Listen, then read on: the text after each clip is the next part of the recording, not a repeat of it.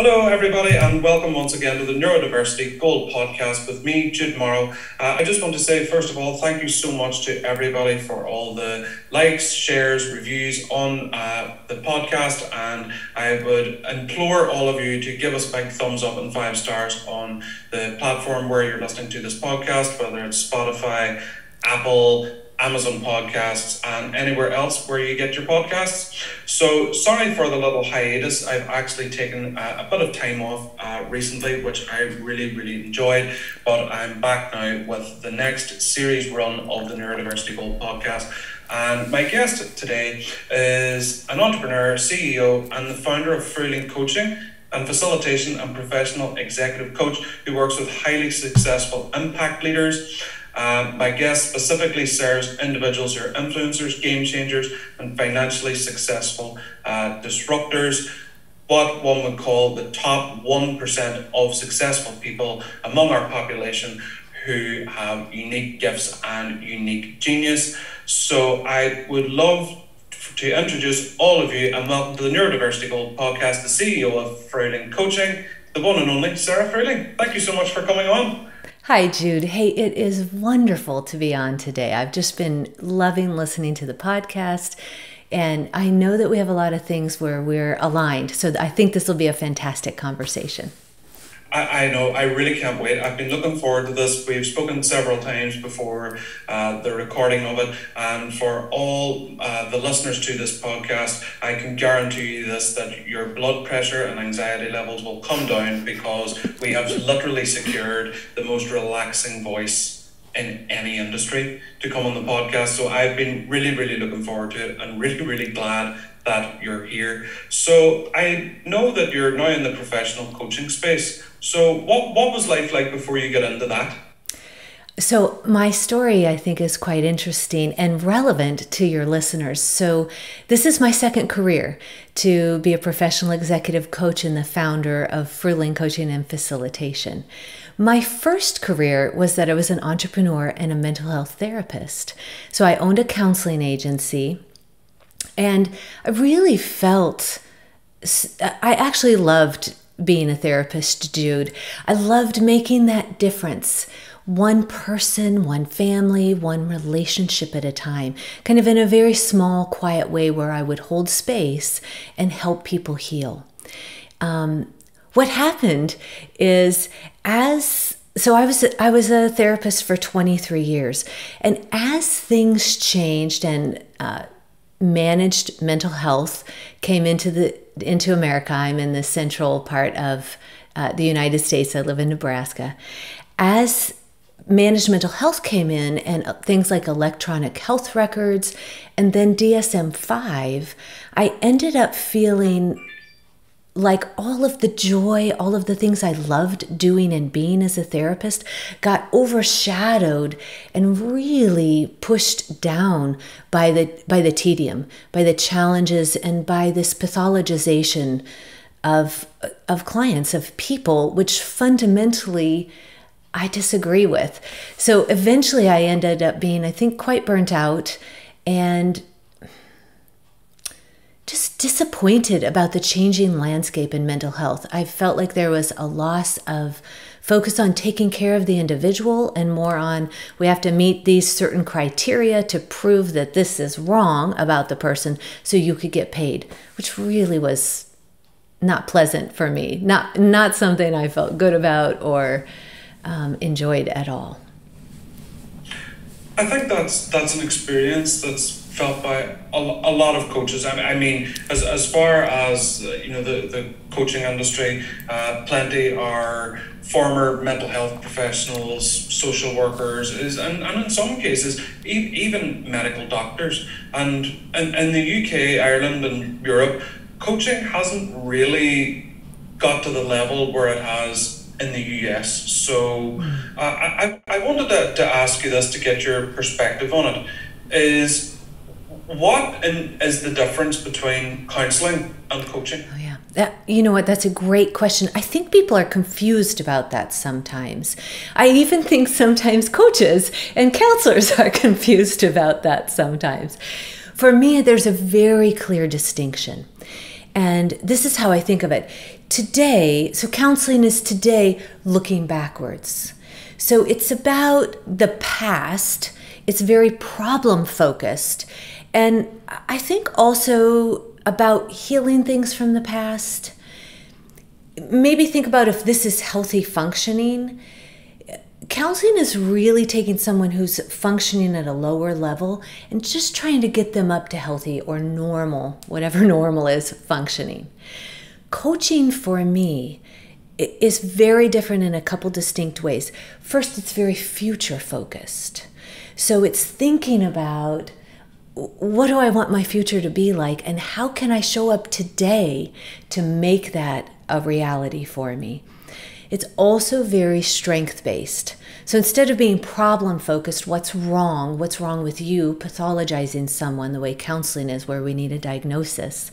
Coaching, fundamentally, my belief is everybody is whole and complete as they are. And so it's very strength-based. We base on what's working well, and how do we do more of that. And you also know, Jude, I actually think you're a great example of someone who's incredibly successful. So think about before when I said counseling is getting up to healthy functioning. Often, many of my clients are incredibly high achievers, hugely successful, multimillionaires, billionaires. They are they're truly the 1%. So they have some things they're doing where they're functioning extremely well. And they might have some other areas that actually they're struggling in, where they need some fine tuning. So that's where kind of I come in with the coaching support tools and resources. Does that make sense? It does. It makes loads of sense, and I think you're quite right, because I've availed of both options, where I did go to counselling before, which pretty much brought me back to being a child and a very young man, and I brought up a lot of things that, whilst I was happy I faced them, there was still a lot of sadness about doing so. And whenever I availed of coaching and mentoring, it really changed my life. And it's not very popular here where I am, but there's definitely a case for it, because for me it has certainly worked. It's in terms of things like goal setting and looking to the future and trying to put plans in place for what I actually want out of life and how to pursue my own happiness, I thought was a really good thing. And I suppose you'll know right away where I'm going to go with this question, is that with the 1% of people that you work with and that you coach, and I've met and had the pleasure even talking to them, whether it was this podcast or on theirs, very ultra high net worth, very successful individuals. And what is a very common theme to you among all of this group of people? Well, actually, it's part of why I got so fascinated in neurodiversity. So what I was recognizing as I'm working with millionaires, multimillionaires, and beyond, is that they often have really a secret, I call it a secret superpower, something that they could see and do that was truly a gift, their zone of genius, that was neurodiverse, the way their brains work in a neurodiverse way. And you probably know the research on this, Jude, but let me explain it real quickly. When you're neurodiverse and you have a huge gift like that, a zone of genius, for many of my clients, that's what's made them millions. It's really what's made them so successful. The neurodiversity scale of strengths and weaknesses becomes very spiky. So they have very high strengths, but it means they also have very low weaknesses. So compared to a more common person, they might have more gentle strengths and weaknesses. It might not be quite so up and down, where a neurodiverse individual with these huge gifts often will have huge holes. I kind of joke, I call it my Swiss cheese philosophy. Have I told you this one, Jude? No. Okay. Tell me all about it. You got me a cheese. Yeah, I know. So I often joke, Swiss cheese, it's one of my favorite kinds of cheeses. It is a whole, WHOLE, cheese. What defines it are the holes, HOLE. So we know it's Swiss cheese when we see it in the deli because there's holes in it. And this is what I think is true with my clientele. They have these huge gifts, and there's other spots that are just missing. So it's as if there's just this hole of social emotional intelligence might be an example. This person just doesn't get it. Or I have an impact leader who's incredible, but he cannot lie. Not that I'm advocating lying, but he would answer questions honestly, even if it's brutal honesty that causes secondary damage. It hurts feelings, or it causes emotional destruction. He does not know how to do anything but that. It's literally, there is a hole in his ability to develop that. That's where I come in with resources, tools, and skills through the coaching, where we help work on how do we handle that. I'm not going to advocate for this particular, and I didn't for this particular client to lie, but we did talk about how to prepare his team. We did talk about the team, how to manage up. If they do get hurt, what do they need to say and do so that they can talk through that conflict and stay in a collaborative place?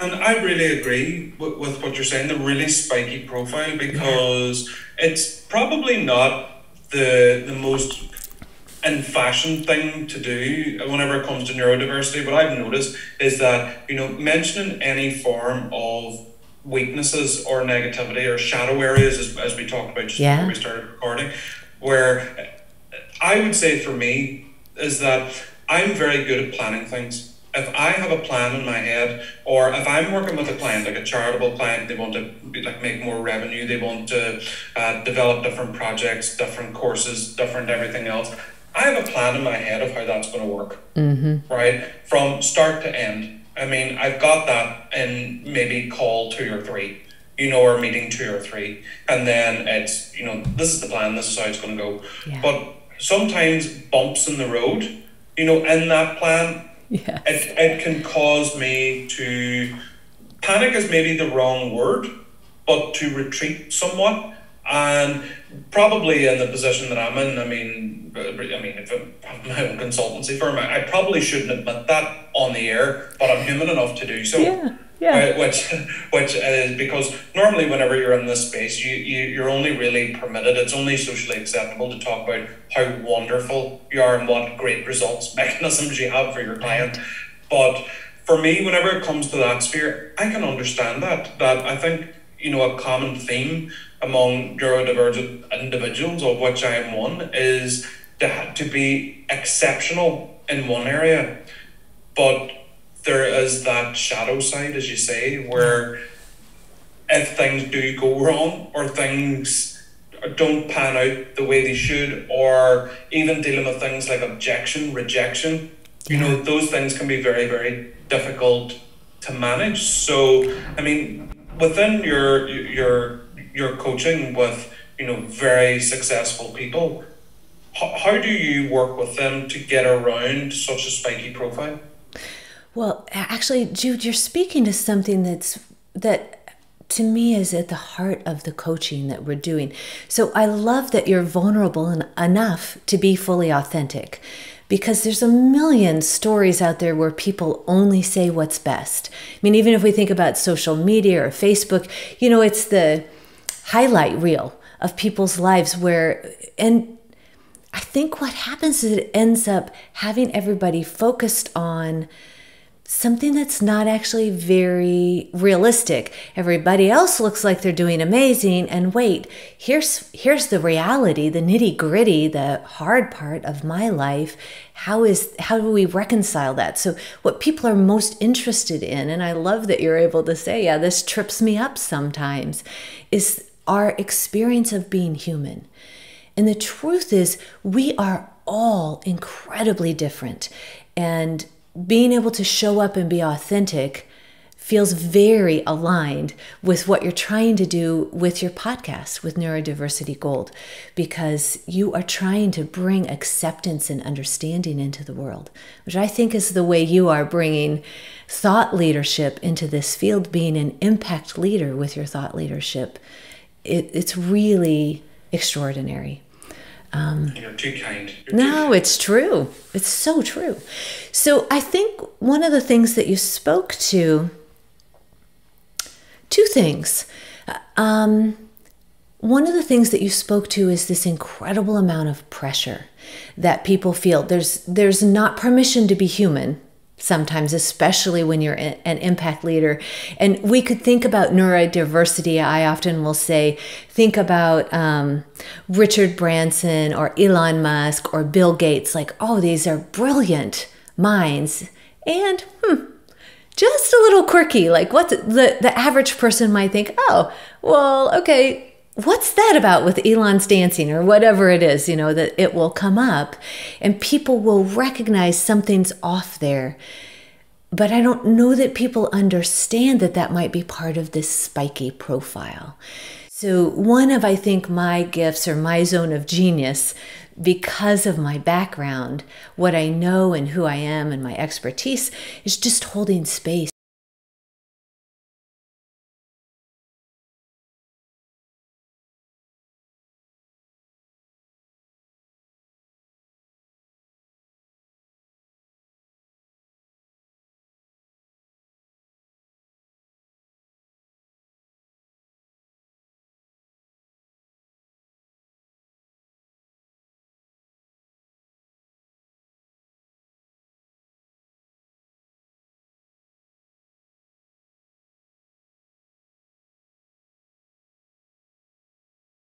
Up that pressure. It's very scary. Do you want to say more about how it feels to you? I'm curious. It is quite scary. I think you're quite right, because one thing you touched on was vulnerability. Now, one thing is, in the world that we live in, it's such a contradictory world where one person's authenticity is another person's, display of weakness, which is quite sad. Where there's almost like an unwritten kind of social etiquette to social media, is that all you do is you show off your miraculous wins in your business and in your personal life and everything else, and that all things kind of negative or that are a challenge have to be kind of kept out of any form of view, not just from the social media public, but even your family. Where there's like a certain standard of the way you have to be. I mean, you need to be a private jetting Ferrari driving success story that lights one cigars off their Google shares to really be an impact leader or a thought leader or anything else.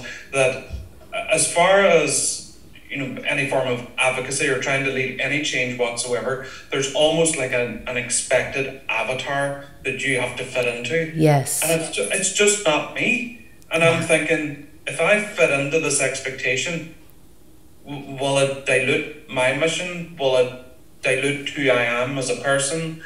And it is very hard, because for any neurodivergent person, is your life is often governed by you doing and saying what you feel others expect of you. Right.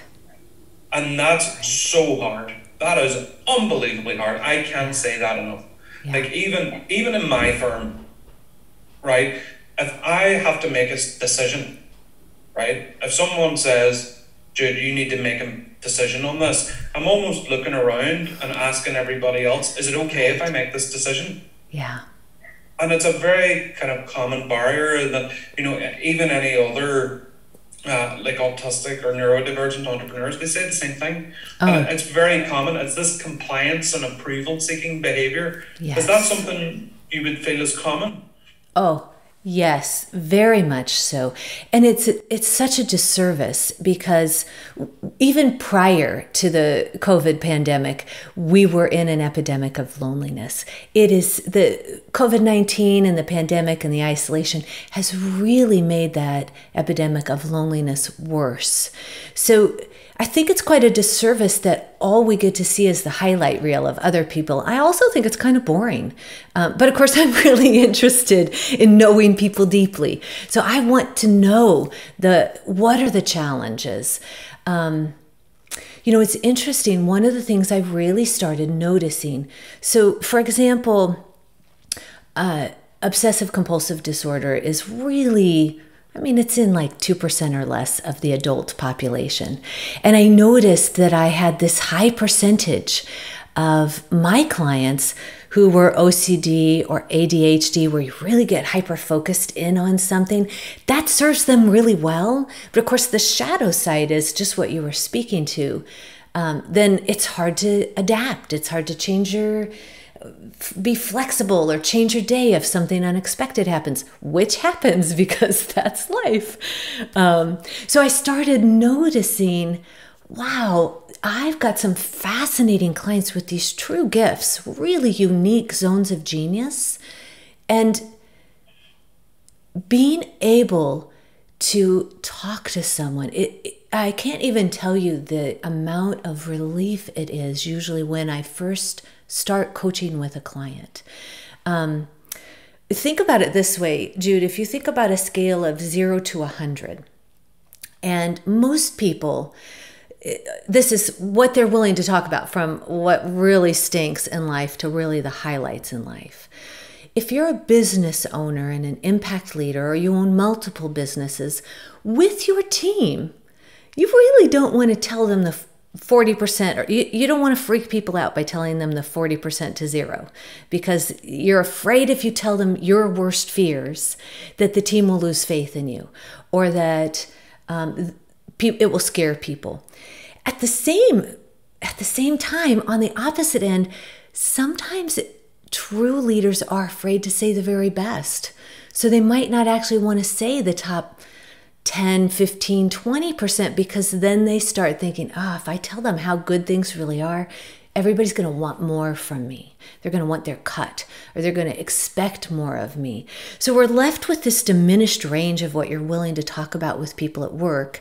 And it's almost worse sometimes at home with your significant other, because there's pressure at home also to provide for a family, to provide not even just for your family of creation, but also for your family of origin and your extended family. So often my clients are incredibly generous. They're doing things for all kinds of people in their family, paying for college, setting up trips and inviting people, renting places so everybody could come and be together after everyone got vaccinated. But there's pressure to do that. And so there's also this diminishing of, what can I really talk about with people? I don't want to burden my significant other with my fears. And I don't know that I want to tell everybody about all the very best of the wins. There's this kind of humbleness or fear. It's kind of intertwined. So I do think that the gift of having a confidential sounding board is you can share all of that, unload, unpack it, process, look at it, and think strategically about, what do I really want to do with this? So you can make the best decision instead of feeling all that pressure really prevents you from being in your highest prefrontal cortex, highest executive functioning kind of problem-solving place in your brain. I like that scale, the 0 to 100. I like that because I would admit, I would find it very, very hard to say anyone that, even anyone that works with me, that I fear certain things. I would find that very, very difficult. I would be very interested to see how this would kind of translate into corporate culture. Like, how would this work? And but before we came on, I mean, we'd spoken several times that you are looking to kind of investigate this, you know, Yes. within neurodiverse people. So I'm very keen to hear more about what you're looking to not research, because I don't want to use the word research. I know that research is can be a very, very dirty word in the neurodivergent community, but I can promise all of you this isn't like a eugenics, please donate your DNA and your blood and your saliva and samples of your hair to us. It's not like that, and it's more of a conversational type study, so I'd love to hear more about it. Yeah, thank you for asking about it. It's funny because I've created, it's a Fibonacci project that you're referring to. And I was just thinking about, Jude, after I made the program and I had my first Fibonacci one-on-one annual engagement with a client. I have a coach, and my coach had said to me, oh, you've got to tell your team about this. So I have this world-class, this fantastic coaching team that works with me and that I collaborate with. I've got 4 coaches and 2 strategic planners. And so my coach had said, oh, Sarah, you've got to tell your team about this. It's amazing. And I found it incredibly hard to, at our next team meeting, actually say, hey, guess what? I've just done something amazing, and I have my first client engagement, and you know, I felt so humbled by it because it feels so very big to me. It was hard. It was in the top, you know, for sure in the top 10, maybe even the top 5%, because I'm so energized and excited about the project itself. But it was hard to share the very best on that 0 to 100 scale. I even got red, you know, like I blushed when I told the team about it, and they kind of teased me about it, like, why wouldn't you just be happy? And I'm like, I'm just so unused to saying this great, incredible success. That's not stuff we usually talk about. So I'd love to tell you about the project itself. Do you want to hear about it a bit? I would love to hear about it. Okay, and I'm glad that you made the distinction about it's not the type of research that got that really bad name. In fact, I call it the exact opposite. It's a celebration of the diversity in who we are. And it's very much conversational. I love to get to know people. So what I am looking for are interviews with my ideal client and how it intersects with neurodiversity. Let me see if I can describe it. So it's these huge achiever, 1%er, really incredibly successful individuals. So that's one circle if we think about the 3 intersecting circles. The second circle is that they are impact leaders. They have a deep passion and a vision for changing the world for good. And I love to say my coaching clients are obsessed with the same thing I'm obsessed with, which is the favorite kind of ROI, not return on investment, but the positive ripples of impact, changing the world to make it a better place. You're doing that through your podcast and through your TED Talks. You're making the world a better place by getting the conversation out there around neurodiversity and being vulnerable and saying I'm autistic and this is how I've dealt. Okay, so impact leaders, 1%ers as far as their success, and ultra high net worth individuals. And then this third circle, I believe, is neurodiversity. They have a unique zone of genius. So right in the center of that, there's this little triangle. That's the person I'm looking to interview, or the person who would qualify to be a Fibonacci Project one-on-one client. So the idea is, do you know what the Fibonacci sequence is? Perhaps I should start with that. Yeah, I explained that. I got into it. That was the next question. You took it right from me. So all right. I'll ask it anyway. Can you tell us what the Fibonacci model actually is? Yeah, I can. So the Fibonacci sequence is a mathematical sequence that occurs in nature. It's everywhere, Jude. And I'm a real brain nerd. I love to think how people's brains work. I want to leverage things that naturally are occurring in our brains anyway. So here's where you might find the Fibonacci sequence. It's a pattern, it's a mathematical equation, which is the sum of the two previous numbers creates the next number. So 1 plus 1 equals 2. Then we take 2 plus 1 equals 3. Then we would take 3 plus 2 equals 5, and so on. And it's this naturally occurring thing that happens in nature. So I really love this. It's in thumbprints. It's in the way many flowers, shells, pine cones, leaves on different kinds of plants, how they grow. They follow this Fibonacci sequence. It's in an elephant's trunk. It's in the galaxy. So the way a spiral galaxy with which the Milky Way galaxy, our galaxy that we live in, is unfolding in the Fibonacci sequence. And if you're a mathematician and I have this wrong, you might have someone on the listener who has something to teach me about this. I want to know it. So that person I hope will call me and say, hey, Sarah, let's talk. But this is my understanding, and I'm not a mathematician, but I love it because, Jude, why I like this for my clients is because, and why I chose this, there's a few reasons, a few levels for reasons, but one is most of them are super drivers. They push so hard to get everything done. I would call them, that classic type A male, masculine energy, push things forward.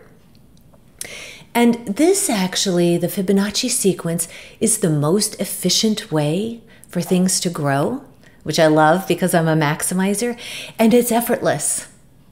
So it just occurs naturally in nature, which is this reminder that when we live in our zone of genius, things unfold. They grow like a plant instead of forcing something to happen, which is a real relief for many of my clients who have been pushing, driving things forward for so long. So that's one level. I love to reference the emotional guidance scale, which is looking at the upward spiral compared to the downward spiral. And I often love to coach my clients around what are the feelings, the emotions, the mindsets, the people, the places, the opportunities that bring you in this upward spiral. Because we're all hopefully evolving and growing. I certainly am in the learning zone, growth mindset. So my clients often are in that. So what can we do to bring us in this upward spiral? And what are the skills, tools, and resources that you can use to keep you out of the downward spiral, which is when we get sucked down into worry, anger, resentment. And actually at the bottom of that is that two-punch knockout. I always call it the two-punch knockout. When you feel hopeless and helpless.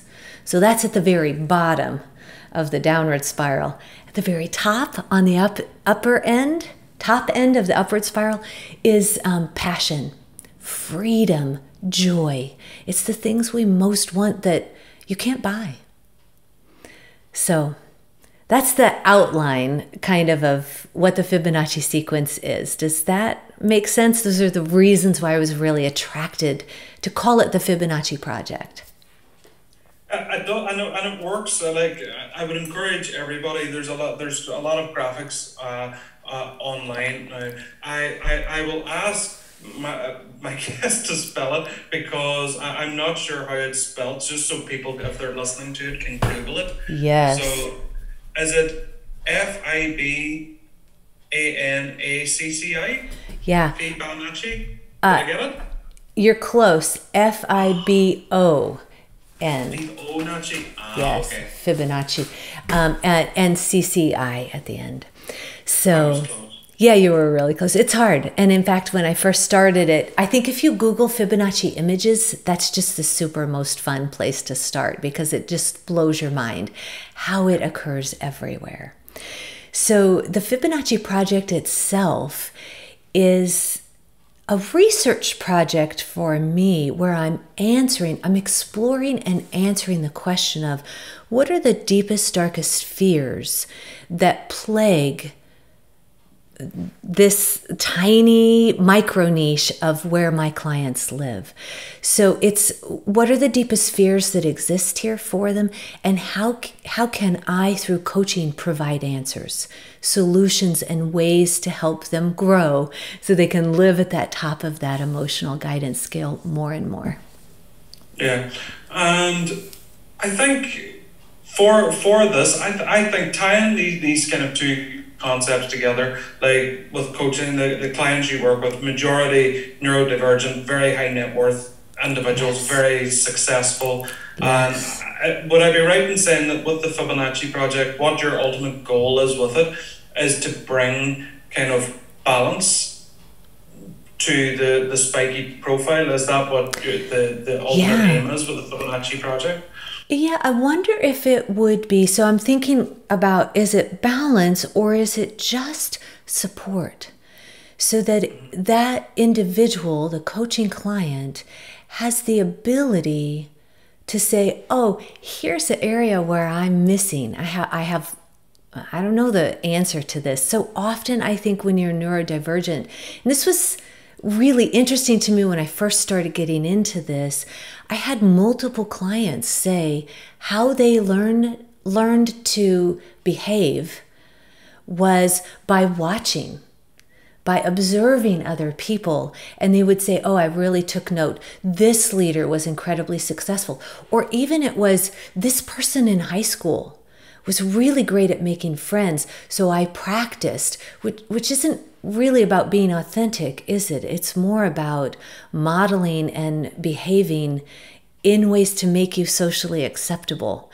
So does that click for you? Am I explaining that well enough?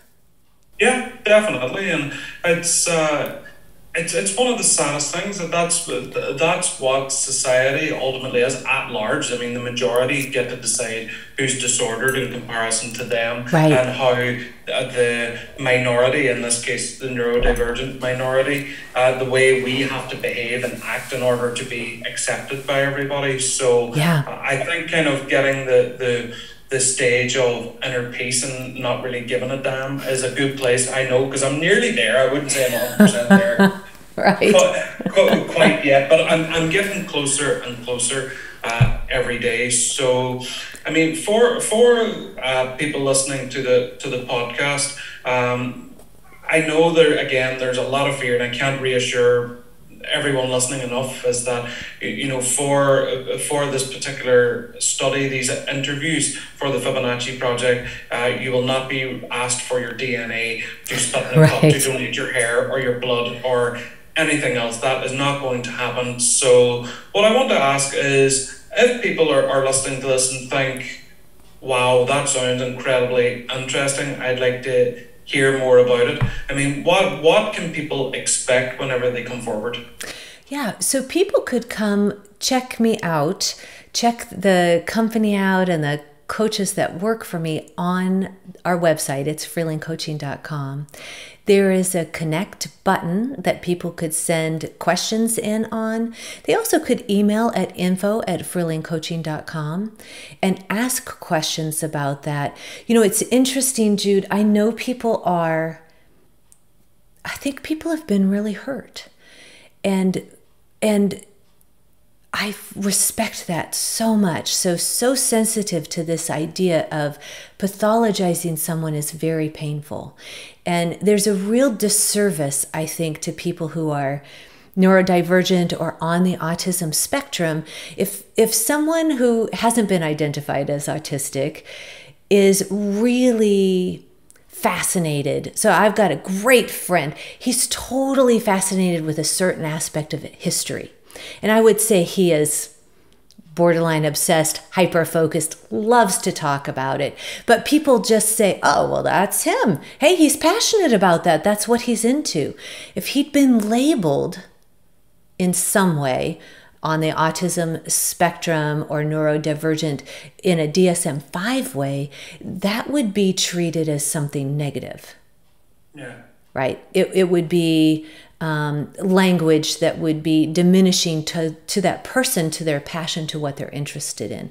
So it's one of the things I've loved about your podcast, because you're just saying, hey, we're allowed to do this. This is part of what makes us who we are. It's part of our Swiss cheese chemistry. It's just who we are. So let's celebrate. The Swiss cheese chemistry. And you know what? I am a lover of all things cheese, and I will not, after this interview, I will not look at Swiss cheese the same way again. I will think of you every time Swiss cheese. Every time I see it, there's Sarah's cheese. Love I will see it. And I like that this could be a good foundation, a good disruptive path to go down, because normally whenever I've taken part in like interviews. And a lot of interviews even I've gone through in the past have been, now Jude, what are you really, really bad at? And you know what do you feel your social skills are deficient in any way? Where a lot of it is negatively based, but having looked into what you're doing, a lot of it is very much strength based. I mean, what gifts do you have that contribute ultimately to your success? Right. Absolutely. Go ahead. Which is the way it should be done, because you never describe anyone in the world in terms of what they don't have. Okay, now let's make this kind of situation like into a reality. Now let's talk about this isn't like a visual. Okay, that'd be me saying to about Sarah, if I were talking about you in a deficient way. Well, you don't have a blue office. You don't have green eyes. You don't have a beautifully groomed beard. It's taken away from what positive and good traits that you do have. But it seems that it's societally acceptable for people to describe autistic people like that, which is wrong. They don't socialize the same way everyone else does. I mean, in Europe, there's a mishmash of languages. I mean, whenever we go to Spain or France or Germany or anything else, it's not viewed as a communication disorder that because you can't speak the language. It's just a differing method of communication, whether it's English, German, Flemish, or French, or whatever it may be. So I'm really glad that you're taking the first kind of positive steps to really, really acknowledge that, the gifts of neurodivergent people can promote success, and, with some balance and guidance and coaching, that can lead to higher levels of passion and joy, which is what fuels our community so much. So I want to just ask you again, how can people get in touch with you? Because I am sure there will be people listening to this podcast and thinking, I need to speak to Sarah. So remind us again how we can do that. Yeah, so I am actually on Facebook, I'm LinkedIn. I'm probably the most active on LinkedIn for social media. I'm also on Instagram though. So wherever you are, if you want to reach out, you can. Ideally, people would come to the website, fruehlingcoaching.com, and there's a connect button there, or you can also email at info@fruehlingcoaching.com. It's interesting, Jude, I am such a brain nerd. So I'm strength-based because I'm utilizing things we know about our brains, specifically the reticular activator. Do you know about this part of your brain? No. Can I tell you about it? Reticular activator sounds very sci-fi. Yeah, can I tell you about it? Go. Okay, so the reticular activator is the part of your brain that helps you select from the environment what's relevant. So this really came through evolution. So think Cro-Magnon man, what were women doing? They were scanning the environment with groups of other women and children making noise to keep predators at bay. And they were looking for things like roots and berries. In men, what were men doing? They were very silently going out, and possibly alone or in small groups, again, scanning the environments, looking for game, and then making very quick decisions to fight or flight. Am I going to kill this animal, or am I going to get the heck out of Dodge? So in the modern world, our reticular activator is still in play. And so I love to leverage that with my strength-based coaching approach. It's appreciative inquiry. It's a fairly new field of coaching, which is based on looking at what's working, knowing that when we do that, we can create a future that is so exciting, so appealing, that it pulls us into the future instead of running away from something in the past. So let me see if I can give a modern day example of the reticular activator, Jude, and let's see if you've had it. Have you ever had a time where you decided, hey, I'm going to buy a new car? Or yes, I have, literally today. Okay, so I've just thought in my head, I want to buy a new car. Yeah. Okay, so do you know the type of car that you're looking for? Yes. Okay, so tell me, what kind of car are you looking for? I have driven a Jaguar for years now, and I want a newer one. I have very specific requirements. I'm very attached to this car. I've been building up to letting it go for quite some time. It's a bit too noisy. Things don't really work on it anymore. And I probably should have got it a long time ago, but it takes me longer to bite the bullet than the average person. So I've decided now I need to do that. So it's going to be a newer version. Damaged version of what I have now. Love it. Because again, maybe it's a fear of trying new things, or the strength of knowing what's familiar. I don't know. Or maybe you just have exceptionally good taste, because I think that. I think a Jag's an amazing car. So an example would be when you first make a decision, like you're going to buy a new car. Often, the next time you go out on the road, then you see that car that you want. They're everywhere. Yes. They're everywhere. You're right. It's like, I didn't notice. I started looking. I took Ethan to his new school this morning, and I had decided pretty much yesterday I need a new car. I need a, PDQ, which is the acronym for pretty damn quick. So whenever I was driving home, I saw 7 of them. Yeah. 3 of them were in the color that I wanted. That's the reticular activator. If you weren't thinking about that, you wouldn't have noticed those cars. So that is the reticular activator in action. So I love that you had that experience, because what we do then through coaching, it's my job to come up with the creative questions to get people to think about what's possible, to dream about what could I possibly want to create. By doing that, that actually changes the way you interact with the environment, with the people around you. So if you say, oh, I'm going to write a book exploring the deepest fears of Fibonacci clients, and I'm going to have a chapter about, right now I have about 6 fears. We'll see how many we end up with, but each chapter will be on a different fear. And then how can we support, what's the answer? How to help support those individuals. So this is the plan for the research that I'm doing. Then what happens the next time I'm in a conversation, I hear different cues, things that I might not have paid attention to before I made up the Fibonacci Project, all of a sudden become relevant. And I think, oh, wait, I want to talk to that person about this. Just the way for you this morning, you were out, ooh, there I saw my ideal car, and there it is in the color, and your blood pressure goes up, and you think, oh, yes, you have the hell yes. Yeah. It's so cool that we can do that with, it's effortless. It's effortless if we spend time. For me, the answer is in coaching and communication and conversation with my clients, then it just happens. It feels like it's magic. But it actually is the reticular activator. Yeah. The reticular activator. I mean, again, being a brain nerd, like whenever you said being a brain nerd, like it's the physical kind of organ function of the brain.